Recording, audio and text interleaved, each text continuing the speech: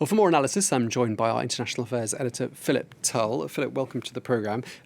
President Putin comparing the Battle of Stalingrad and the events surrounding it to what's happening in Ukraine. What's he been saying?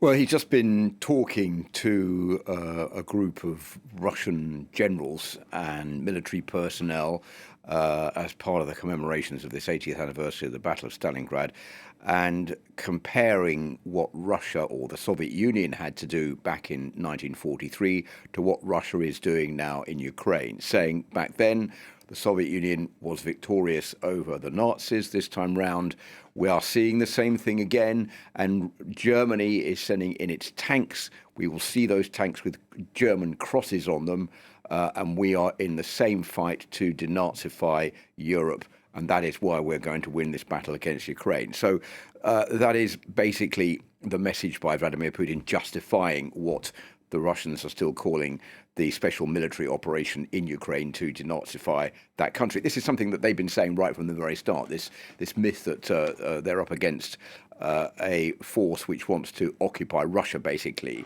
which everybody knows outside of Russia is not true.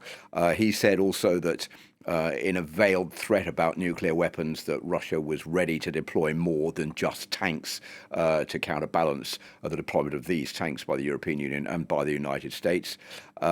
He also said the ideology of Nazism was creating a direct threat and danger to Russia, and adding that Russia had friends in the Americas, in Europe and elsewhere, and that he was sure of victory over the Ukrainians and over these Nazi groups in Ukraine. OK, so that's been happening in Volgograd, the president of Russia speaking there. Across the border in Ukraine, this large delegation of visitors from Brussels. Tell us a bit more about what they've been promising and where Ukraine's EU membership ambitions are. Well, we really do have, Tom, two extremities here. You have on the one side Vladimir Putin making this speech looking back at former victories of Soviet forces during the Second World War.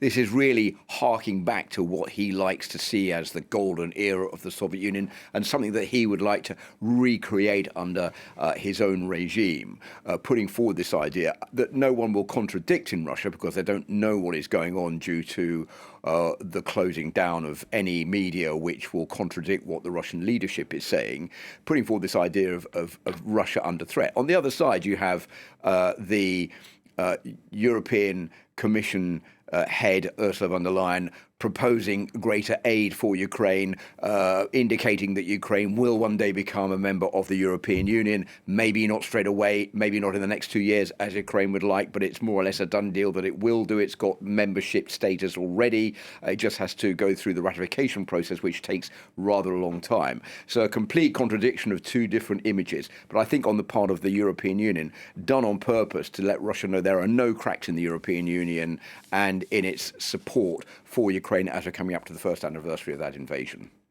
OK, well, thank you very much indeed for that. Our international affairs editor, Philip Turle.